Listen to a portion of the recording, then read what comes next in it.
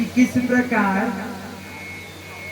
जन्म लेते ही सुखदेव जी भगवान की ध्यान करने के लिए, तपस्या करने के लिए अपने घर से भाग गए थे।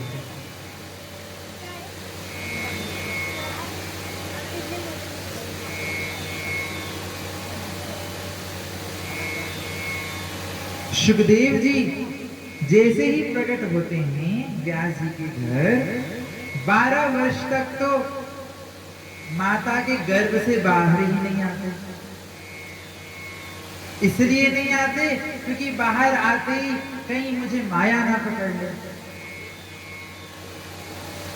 स्वयं भगवान आकर के जब उन्हें वचन देते हैं कि तुम्हें कभी मेरी माया नहीं व्यापेगी, तब सुखदेव जी बाहर आते हैं। 12 वर्ष के सुखदेव जी प्रकट होते ही, जन्म लेते ही भाग खड़े होते हैं वन की।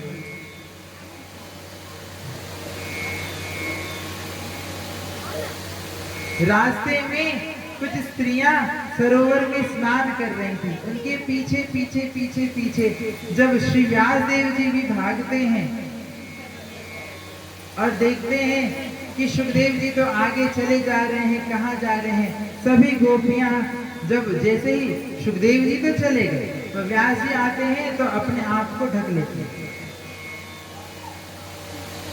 व्यास जी पूछते हैं, मैं तो इतना बूढ़ा तुम्हारे सबका बाबा हूं, तुम मुझसे तो शर्मा गई, और वो 16 वर्ष का बालक, 12 वर्ष का बालक तुम्हारे सामने से गया, तुम्हें शर्म नहीं आई? तो वो सभी ऋषि स्त्रियां क्या कहती हैं, ऋषि कन्याएं क्या कहती हैं कि सर्वभूत हृदयं मुनिमानतोऽस्मि यं प्रव्रजेन्तमनुपेतमपेत कृत्यं द्वैपायनो विरह कातर आजुहाव।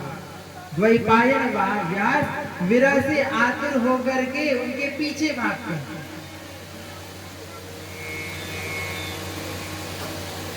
अब आप पूछोगे, इतने बड़े व्यास जी जो स्वयं भगवान के अवतार हैं, जिन्होंने 18 पुराणों की रचना कर दी, वेद के इतने शाखाएं उत्पन्न कर दिए, इतने उपनिषदों के विभाग कर दिए, उन्हें भी मोह है क्या कि वो अपने पुत्र के पीछे भाग रहे? नहीं। सिद्धांत प्रदीप जो निम्बार्क संप्रदाय का श्रीमद् भागवत जी की टीका है, उसमें कहते हैं श्री सुखदेवाचार्य जी कहते हैं, व्यास जी मोह के वश होकर के उनके पीछे नहीं भाग रहे। क्यों भाग रहे? अरे वो तो इसलिए भाग रहे हैं कि इतने बड़े संत मेरे घर पधारे हैं, उनका सत्संग मुझसे होना चाहिए, उनसे दूर नहीं होना चाहिए। सत्संग की अभिलाषा से उनके पीछे भाग रहे। द्वैपायनो विरह कातर आजुहाव पुत्रेति तन्मयतया तरवो विनेदुस। सभी पेड़, सभी वृक्ष मानो पीछे से आवाज देते हैं कि अरे व्यास जी, जिसको तुम अपना पुत्र समझ रहे हो, वो तो सर्वभूत हृदय है, वो सब में वास करने वाले साक्षात भगवान हैं। तुम उनके पीछे मत भागो।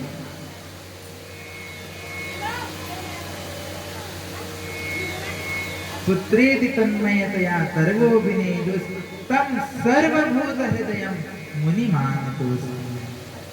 श्री शुको भगवान ऋषि, स्कंद पुराण में आता है श्लोक।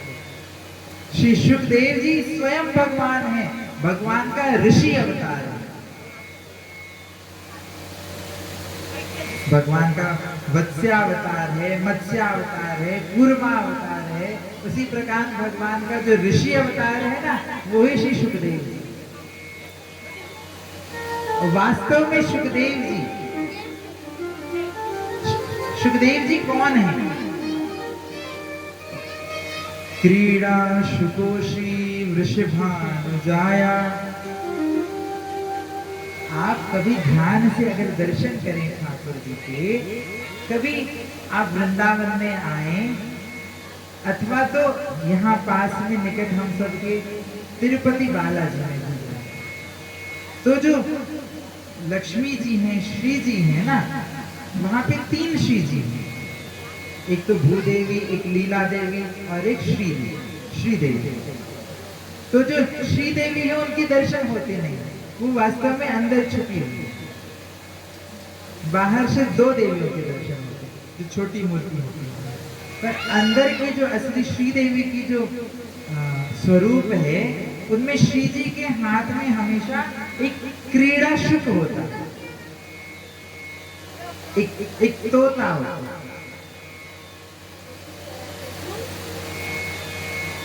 जो श्री निकुंज निवासी, निकुंज में विराजमान अष्ट सखियों का स्वरूप जो भगवान का है, वो जो भगवान की छवि है, उस छवि में भी श्री राधा रानी के निकट एक शुक बैठा है। वो श्री जी का, किशोरी जी का क्रीड़ा शुक है। क्रीड़ा शुको श्री वृषभानुजाया। और वो शुक क्या करते हैं? नित्य निकुंज में जब अपने अंतरिम कुंज में भगवान केवल श्यामा श्याम जहां विराजमान होते हैं, योग पीठ जो है भगवान की रासस्थली का, जिसका ध्यान हम सब वैष्णव करते हैं महावाणी के अनुसार, उसमें भगवान के निज निकुंज के, निज महल के, मोहन महल के 8 परकोटे, अंतिम परकोटे में केवल ललिता और विशाखा 2 ही सखियां होती, और उससे भी निज निकुंज जो भगवान का मोहन महल है, वहां पर जहां किन्हीं सखियों का भी प्रवेश नहीं है, उस मोहन महल में श्री जी की क्रीड़ा शुक का प्रवेश है। और जब कन्हैया मोहन महल से बाहर जाते हैं तो श्री जी अपने शुक को कन्हैया की लीलाओं का वर्णन करते हैं, कथा सुनाते हैं। और जब किशोरी जी मोहन महल से बाहर जाते हैं तब कन्हैया उसी क्रीड़ा शुक को राधा जी की कथा सुनाते हैं, राधा जी की लीला सुनाते हैं, उनकी कीर्ति का बखान करते हैं। तो जिन्होंने कृष्ण से राधा का, राधा से कृष्ण का लीला, उनके गुणों, उनके स्वरूप, उनके स्वभाव को श्रवण किया है, जो निज मोहन महल में रह करके उनकी निज लीला का दर्शन जिन्होंने किया है, वो ही श्री क्रीड़ा शुक कलयुग में किशोरी जी ने कृपा करके अपने रसिकों के, अपने रसिक भक्तों के आह्लाद के लिए सुखदेव जी के रूप में प्रकट किया है। वो ही क्रीड़ा शुक अवतार लेकर के सुखदेव जी के रूप में। अब ये कथा के रसिया तो हैं ही, जैसे ही निकुंज महल से उतरे ना, आकर के कैलाश में आ गए, अमरनाथ पहुंच गए, वहां पर भी भगवान की कथा श्रवण कर ली। फिर वहां से जब महादेव जी ने भगाया तो भागते भागते भागते आकर के व्यास जी के घर में जन्म ले लिया।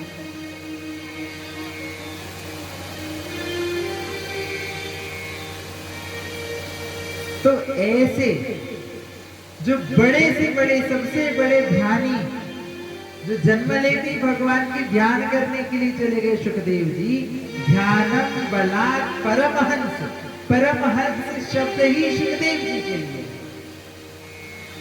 पारमहंस संहितायाम, भागवत जी को परमहंसों की संहिता कही गई है। परमहंस सुखदेव जी ने जिसको गायन किया है, उनके ध्यान को बलात् जिनके रूप ने खींच लिया। सुखदेव जी वापस कैसे आ गए?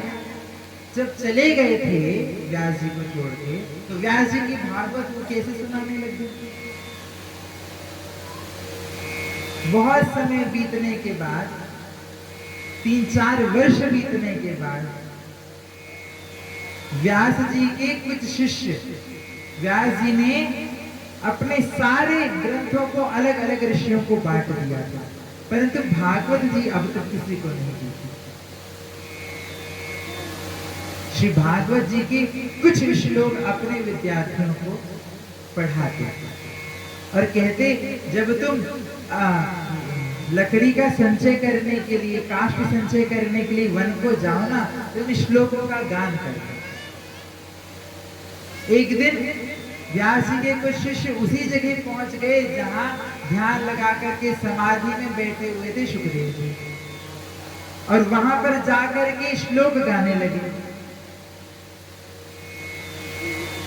कि बरहा पीडम नटवर वपुः कर्णयो कर्णिकारं बिभ्रद्वासः कनककपिशं वैजयन्तीं च मालां रन्ध्रान् वेणोर्धरसुधया पूरयन् गोपवृन्दैः वृन्दारण्यं सपदरमणं गीतकीर्तिः। इस सुंदर भगवान के स्वरूप का वर्णन किया। कहा बरहा पीडम, बरहा कहते हैं मोर को, संस्कृत में बरहा का अर्थ होता है मोर को बरहा कहते हैं। बरहा पीडम, जिनके मुकुट में मोर का पंख लगा हुआ, मोर पिच्छधारी, बरहा पीडम। भगवान ने मोर का पंख क्यों धारण कर रखा? बरसाने में जब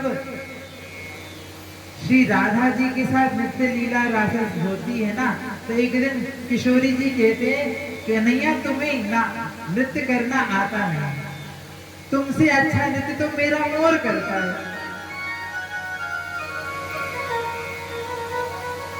तो भगवान कहते हैं अच्छा तो चलो हम दोनों नाच करके दिखाते हैं, तुम ही फैसला करो कि मोर अच्छा नाचता है कि मैं अच्छा नाचता हूं।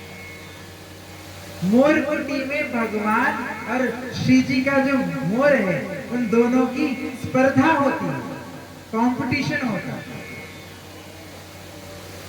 खूब नाचते हैं भगवान मोर की तरह, घूम घूम करके, घूम घूम करके।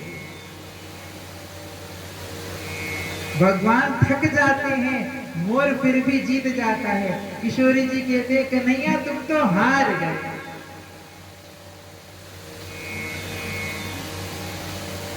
तो भगवान कहते हैं अपनी हार को हमेशा याद रखने के लिए मैं तुम्हारे इस मोर के पंख को अपने मुकुट में डाल। एक भाव तो ये है जो ब्रज का रस भाव है, और दूसरा भाव ज्ञानियों के लिए, अगर कोई जो जैसा होता है, अब कोई डॉक्टर है तो उसको साइंटिफिक भाषा में समझाओ, कोई ज्ञानी है तो उसको ज्ञान की भाषा में समझाओ, कोई रसिक है तो उसको रस की भाषा में समझाओ। ज्ञानियों के लिए ब्रज के संत कहते हैं कि वास्तव में मोर जो होता है, प्रैक्टिकली भी हम जाने तो मोर जो है वो जितेंद्रिय है। मोर का मोरनी के साथ ऐसा अन्य पशुओं की तरह कोई संग नहीं है।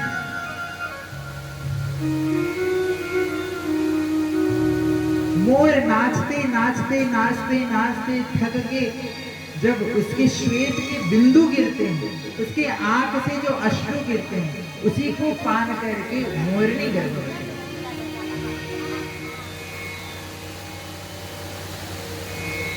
ऐसा जो जितेंद्रिय है भगवान, उस जितेंद्रिय और जो श्री राधा रानी का भक्त है, राधा रानी के सामने जिसने नाचा हो, जगत के सामने तो सब नाचते हैं, पर जो श्री जी को अपने नृत्य से खुश कर देता है, उस मोर के पिच को भगवान अपने शीश पे डालते हैं। तो बरहा पीडम, जिनके मुकुट में मोर धारण किए हुए हैं और नटवर वपु, नटों में श्रेष्ठ हैं। नटवर वपु, नटवर किसे कहते हैं? भगवान शिव को। नटराज राज राजेश्वर है भगवान शिव, नटराज है ना, नटवर है। वर का अर्थात होता है श्रेष्ठ, और नटवर वपु उनसे भी जो श्रेष्ठ है। भगवान शिव ने तो बड़े बड़े तांडव किए हैं पूरे सृष्टि में प्रलय लाने के लिए, और जब भगवान कालिया नाग के ऊपर जब तांडव करते हैं तो भगवान शंकर भी आकर के उनके सामने नतमस्तक हो जाते हैं और उन्हें नटवर वपु कह करके स्तुति करते हैं। तो बरहा पीडम नटवर वपु कर्णयो कर्णिकार, जिन्होंने अपने कान में कन्हेर के पुष्प को धारण किया। क्यों? अपनी गोपी जनों को ये संदेश देने के लिए कि मैं किस ओर उच्चारण के लिए जा रहा हूं। बड़े चतुर हैं ये कन्हैया। भगवान जब नंद महल से गौओं को लेकर के रास्ते में निकलते तो गोपियां अपने अपने झरोके से कन्हैया का दर्शन करते और कन्हैया उछाल करके अपने कन्हेर के पुष्प को कभी इस कान में कभी उस कान में रखते, जिस दिशा में जाना होता उस दिशा का निर्देश करते। और सभी गोपीजन बाद में किसी न किसी बहाने से कन्हैया का दर्शन करने के लिए, उनसे बातें करने के लिए, उनके साथ प्रेम का वर्धन करने के लिए कन्हैया के दर्शन को पहुंचता। तो वरहा पीडम नटवर वपु कर्णयो कर्णिकार विभ्रतवासः कनक कपिशम, जिन्होंने सुंदर पीतांबर धारण कर रखी है। वैजयंती समाला, जिन्होंने वैजयंती का माल धारण किया हुआ है। वैजयंती माला उसे कहते हैं जिसमें 5 प्रकार के फूल होते हैं।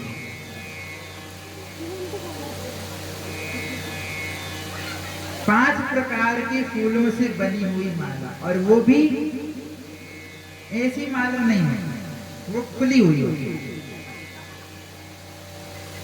मतलब नीचे से वो पतला होता है, फिर वो मोटा होते होते होते होते होते यहाँ पर बहुत मोटा होता है, फिर पतला होते होते नीचे जाता है।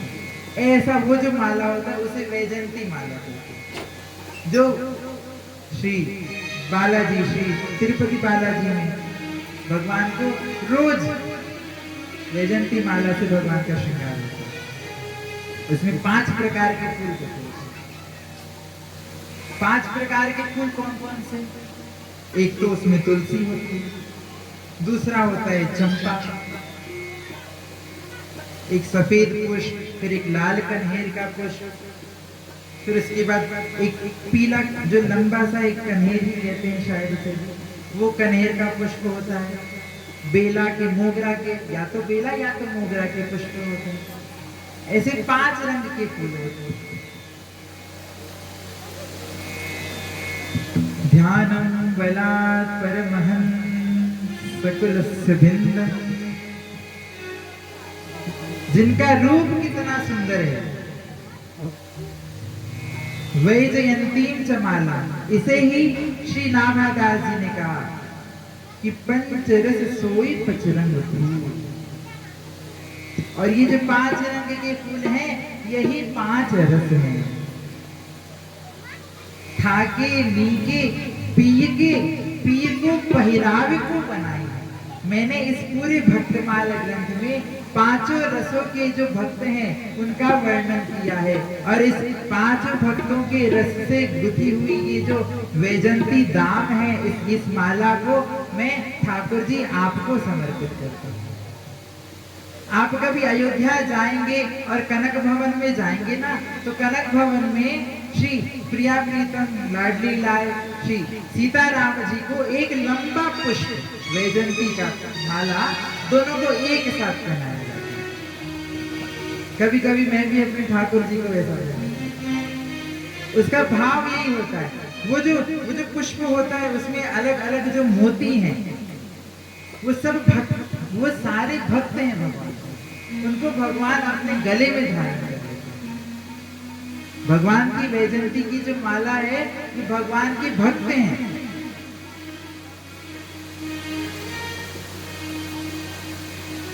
बिभ्रद्वासः कनककपिशं वैजयन्तीं च मालाम् और रन्धान वेणोरधर सुधया,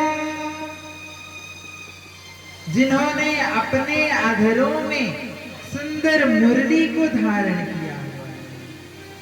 रंधान वेणो अधर सुधया, और अधरामृत का रस को पान कर रही है जो वेणु।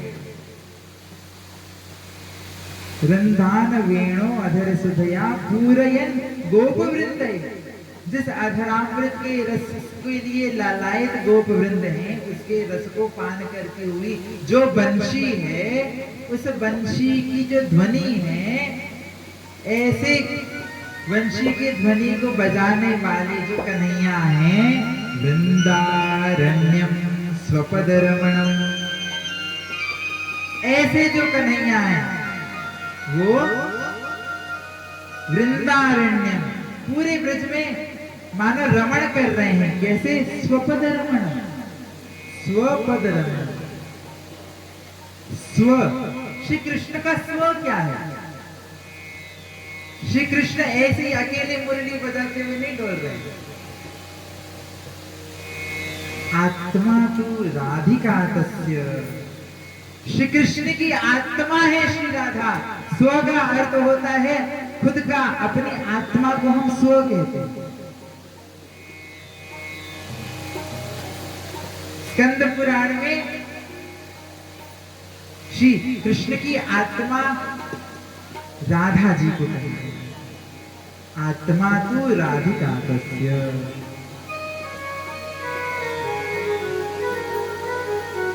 ऐसे जो कृष्ण हैं वृंदावन में स्वपद रमण, जो राधा रमण श्री कृष्ण है, जो राधा के साथ रमण करने वाले कृष्ण हैं, उनकी प्राविशद गीत कीर्ति ही, उनकी कीर्ति का मैं बखान कर रहा हूं। ऐसा श्लोक व्यास जी ने रचा और इसे सुनते ही मानो सुखदेव जी के ध्यान भंग हो गया। ध्यानम बलात् परमहंस कुलस्य भिन्नः, जो वर्षों से लगी हुई समाधि थी वो भी बलात् टूट गई। इतना सुंदर भला कौन हो सकता? फिर सुखदेव जी कहे अच्छा कोई होगा इतना सुंदर, उससे हमें क्या? फिर बैठने लगे तो दूसरा श्लोक सुना कि यहो मकीयं स्तनकालकूटा,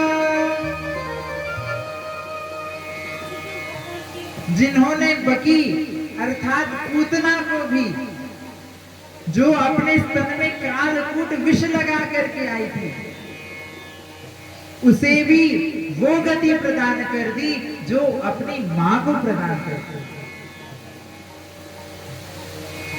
ऐसे दयालु। जब इस श्लोक को सुना, इतने सुंदर तो कोई हो सकता है, पर इतनी सुंदरता के साथ साथ इतना दयालु कौन हो सकता है? अब सुखदेव जी से रहा नहीं गया, वो दौड़ करके उन बालकों के पास जाते हैं और कहते हैं कि अरे भैया जरा ये मुझे और भी तो श्लोक सुनाओ, तुम्हें तो और भी आता होगा। बच्चे कहते हैं, सभी विद्यार्थी कहते हैं भैया हमें नहीं पता, हमारे गुरुजी ने हमें ये दो श्लोक आज सिखाए थे और कहा था कि याद करते करते जाना, हम तो याद कर रहे थे, पर हम आपको हमारे गुरुजी के पास ले चलते। उनके पास ना ऐसे ही 18,000 श्लोक है। उनके पीछे पीछे पीछे पीछे सुखदेव जी श्री व्यास जी ये आश्रम में आ जाते हैं, अपने पिताजी को प्रणाम करते हैं और फिर श्री वेदव्यास भगवान पूरी श्रीमद् भागवत महापुराण को सुखदेव जी को प्रदान करते हैं। बोलिए श्री सुखदेव जी भगवान की, श्री वेदव्यास भगवान की, श्री भागवत महापुराण की। तो ऐसा जो मुरली है, जो ध्यानम बलात् परमहंस सकुलस्य बिंदन निंदन सुधा मधुरिमाण मधीर धर्मा, जिन्होंने बड़े बड़े योगियों के धीरज को भी विचलित कर दिया है, और कंदर्प शासन धुराम मुहुरेव शंसन। कंदर्प कहते हैं कामदेव, कामदेव भी जिनके आगे नतमस्तक हो गया। भगवान की रास की कथा में रास लीला जब शुरू हुई तब कामदेव आता है और भगवान के ऊपर प्रहार करता है। मदन टेर, जो मदन मोहन भगवान है ना, जहां से राधा वल्लभ जी प्रकट हुए हैं, मदन टेर से, वहां जहां उसी जगह से भगवान ने मदन अर्थात कामदेव को ललकारा था। वृंदावन की परिक्रमा में जो मदन टेर है,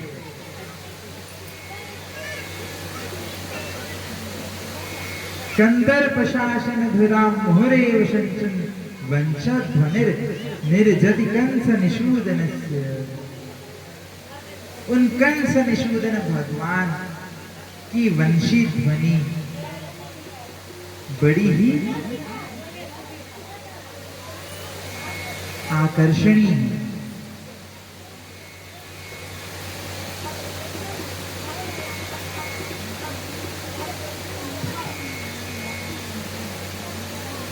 जो वंशी है, जो वेणु है और जो मुरली है, ये तीनों में भेद है। वेणु गीत, वेणु शब्द जो है